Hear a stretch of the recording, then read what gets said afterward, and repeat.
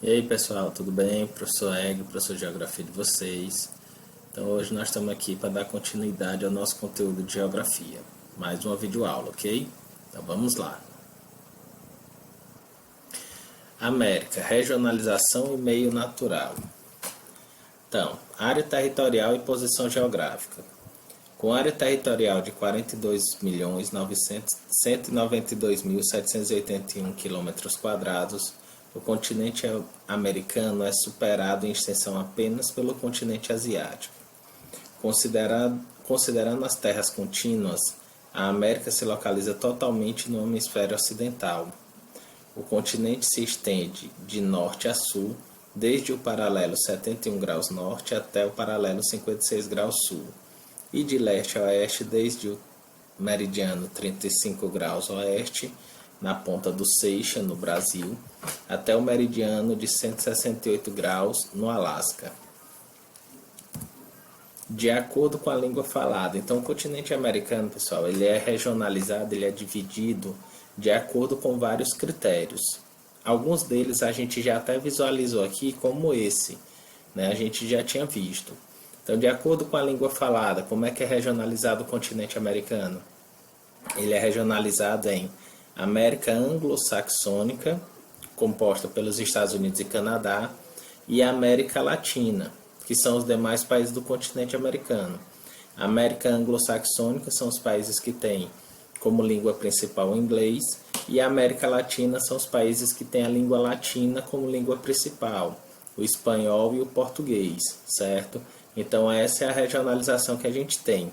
Nessa regionalização o Brasil se encontra, né, lógico, na América Latina, porque tem o português como língua oficial. Regionalização segundo a posição das terras no continente. Então, de acordo com a distribuição das terras no continente, o continente americano ele é dividido em América do Norte, formado por Canadá, Estados Unidos e México, América Central, né, formado por esses países aqui, que ficam na parte central do continente americano.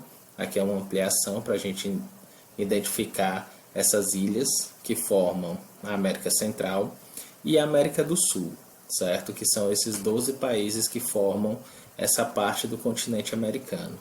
Então, de acordo com a posição das terras, eu tenho a América do Norte, a América Central e a América do Sul. E aqui sempre destacando o Brasil, que faz parte da América do Sul. Regionalização segundo o nível de desenvolvimento e características da economia. Então, de acordo com esse nível de desenvolvimento e características da economia, a gente vai dividir o continente americano em 4 partes. Primeiro, os países desenvolvidos, que são Estados Unidos e Canadá, somente eles, certo? Coincidentemente, os mesmos países que fazem parte da América Anglo-Saxônica são os 2 países desenvolvidos. Os países emergentes, aí você tem Brasil, Chile, Argentina e México, como países emergentes. Países com economia diversificada, mas de base mineral. Então vocês têm todos esses países aqui, certo?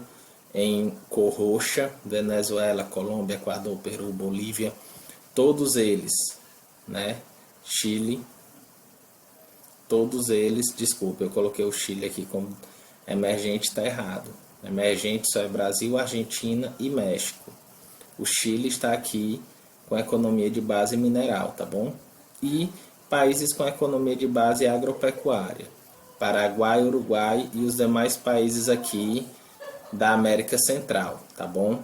Então, Paraguai, Uruguai e os demais países da América Central são os países com economia de base agropecuária. Então, países desenvolvidos, países emergentes: México, Brasil e Argentina. Países de base mineral, esses aqui em roxo. Países de economia com base agropecuária, esses aqui num tom de marrom. Então eu tenho a divisão nesses 4 grupos de acordo com as características e nível de desenvolvimento, características da economia. Meio natural da América e os rios voadores. Vários tipos de climas são definidos de acordo com a interação dessas zonas climáticas com o relevo e suas altitudes, com a latitude, com as correntes marítimas quentes e frias que chegam ao continente americano, com a proximidade dos lugares em relação ao oceano, a maritimidade, ou a distância desses, a continentalidade, a presença da vegetação natural e também a ação do homem no espaço. O que são os rios voadores, pessoal? São circulação de enormes massas de ar e dos ventos carregados de umidades ou vapor de água que se deslocam de leste para oeste do Oceano Atlântico para a Amazônia. Então, esses ventos e massas de ar que se deslocam do Oceano Atlântico para a Amazônia são chamados de rios voadores. Relevo e povoamento da América. O relevo da porção oeste, você vai perceber que o relevo do continente americano ele é dividido em porção oeste, porção leste e porção central. Então a gente vai ver cada um deles. Então, o relevo da porção oeste é dominado por grandes cadeias montanhosas, exemplo, as Montanhas Rochosas e a Cordilheira dos Andes, e por planaltos de altitudes elevadas, como o Planalto do Colorado, da Grande Bacia, na América do Norte, e antiplanos, os chamados da América do Sul. As altitudes elevadas dessa porção do relevo associam um clima frio de alta montanha, dificultando a fixação humana. No relevo da porção leste do continente americano, também existem cadeias de montanhas, planícies litorâneas de maior e menor largura e planaltos. Diferente da porção oeste, as montanhas e serras da porção leste são de formação geológica antiga e encontram-se bastante desgastadas pela erosão, o que explica as altitudes baixas se comparadas às da porção oeste. A leste dos Apalaches, abre-se uma grande planície que se estende até o Oceano Atlântico. Trata-se da região mais povoada dos Estados Unidos, onde se localizam as cidades de Nova York, Boston, Filadélfia, Washington, entre outras. Então essas são as características do relevo da porção leste do continente americano. E a porção central é dominada por vastas planícies, baixos planaltos e depressões na América do Norte e as planícies na América do Sul. Certo? Então, vastas planícies, baixos planaltos e depressões na América do Norte e planícies na América do Sul. Vegetação nativa, original e relações com o clima. Então, o que você pode perceber aqui, pessoal? Que os tipos de clima vão determinar os tipos de vegetação dentro do continente americano. Por exemplo, aqui no extremo norte da América do continente americano, a gente tem o clima polar e a vegetação que se adequa a esse tipo de clima, que suporta esse tipo de clima, é a vegetação da tundra. Já mais embaixo aqui a gente tem o clima frio e o tipo de vegetação é a vegetação boreal, a vegetação de coníferas. Então vai ter sempre uma associação direta entre o tipo de clima e o tipo de vegetação. Olha aqui, ó, no continente americano, na parte da América do Sul, que compõe o Brasil. Eu tenho aqui, pegando a região norte do Brasil, o clima equatorial. E a vegetação de destaque aqui é a vegetação equatorial, que é a floresta amazônica. Então eu tenho sempre essa associação direta entre clima e ocorrência de vegetação. Quando a gente vai começar a entender agora os países, estudar os países do continente americano, o primeiro deles é os Estados Unidos, até por sua importância econômica no mundo. O maior produtor e o maior consumidor.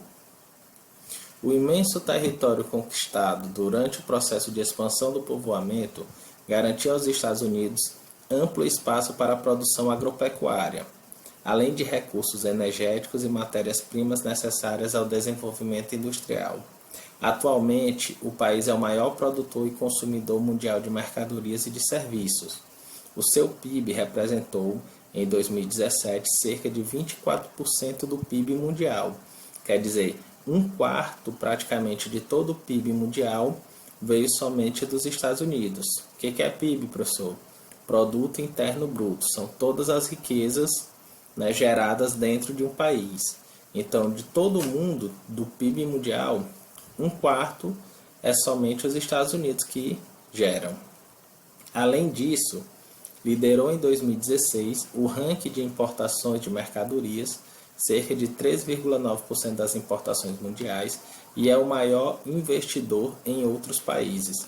Então, tudo isso torna os Estados Unidos a principal potência econômica e agropecuária mundial. Os Estados Unidos são o país que tem a maior extensão, a mais extensa superfície cultivada, com lavouras que ocupam aproximadamente 21% do seu território. Isso, somado à percentagem de áreas ocupadas pelas pastagens, também 21%, permite afirmar que as atividades agropecuárias abrangem quase a metade do território estadunidense. No Brasil, em comparação, a agricultura e pecuária só correspondem a 30% da área. Nos Estados Unidos, a intensa ocupação da terra se deve a fatores históricos, como a democratização do acesso à terra graças à lei da propriedade rural, e está associada ao emprego do sistema intensivo, com a elevada mecanização das atividades agrícolas. A alta tecnologia usada na agricultura estadunidense permite grande produtividade agrícola e garante bons rendimentos agrícolas, que se destacam no cenário mundial. Os Estados Unidos são o maior produtor e exportador mundial de alimentos, maior produtor mundial de milho e soja, segundo na produção de frango, carne e algodão, e terceiro na de trigo e açúcar. O processo de modernização no campo desse país favoreceu ainda a produção integrada entre as empresas rurais e a indústria de alimentos, envolvendo inclusive várias empresas transnacionais. A utilização de máquinas e implementos cada vez mais avançados promoveu a substituição do trabalho humano no campo. Como é que é distribuída, a agropecuária nos Estados Unidos? Os Estados Unidos têm como característica principal, dentro da sua produção agropecuária, a utilização de belts, que eles chamam de cinturões agrícolas, onde são cultivados um único produto com intensa mecanização, intensa utilização de maquinário nesse cultivo. Então você vê aqui que ele é distribuído em cinturões agrícolas, em belts, certo? Que vão produzir somente um produto agrícola em determinada área de destaque com intensa mecanização. Então, por exemplo, aqui eu tenho o cinturão da pecuária, aqui eu tenho o cinturão do trigo, aqui eu tenho o cinturão do leite, aqui eu tenho o cinturão do milho, aqui eu tenho o cinturão do algodão, aqui eu tenho o cinturão da policultura, certo? Então, essa é a principal característica da agropecuária estadunidense. Espaço urbano industrial. Os Estados Unidos têm duas regiões principais, com características industriais. A primeira delas se localiza no nordeste dos Estados Unidos e é conhecida como Manufacturing Belt, ou Cinturão da Manufatura, certo? Onde é a região de desenvolvimento industrial mais antiga. Por quê? Porque ficava próximo às áreas de recursos naturais, onde esses recursos eram aproveitados para a produção industrial, como carvão mineral, petróleo, minério de ferro e outros, certo? E que hoje, e onde foi desenvolvida as indústrias de base, as primeiras indústrias dentro do território estadunidense, siderúrgicas, automobilísticas e ferrovias, certo? Essa área dos Estados Unidos hoje, pessoal, ela diminuiu a sua importância econômica. Por quê? Porque os Estados Unidos hoje investem em tecnologia, então outra área se desenvolveu mais do que o Manufacturing Belt. Então, pelo fato de nessa área hoje você ter vários galpões abandonados, ele é chamado também de Rust Belt, que é cinturão da ferrugem, certo? Uma área que hoje não é tão aproveitada, atualmente dentro da produção industrial. Por quê? Porque hoje a principal área industrial dos Estados Unidos é a chamada Sun Belt, Cinturão do Sol, certo? Então, essa parte, né, que fica na área sul e oeste dos Estados Unidos, essas áreas aqui, ó, toda essa área abaixo dessa linha verde é a área chamada de Sun Belt, que hoje é a principal área industrial dos Estados Unidos. Aqui é a Manufacturing Belt, certo? Que está se tornando, né, ficando um pouco para trás, por quê? Por causa, né, que hoje se desenvolve mais, né, a industrialização, ao incentivo industrial no Sunbelt. Por quê?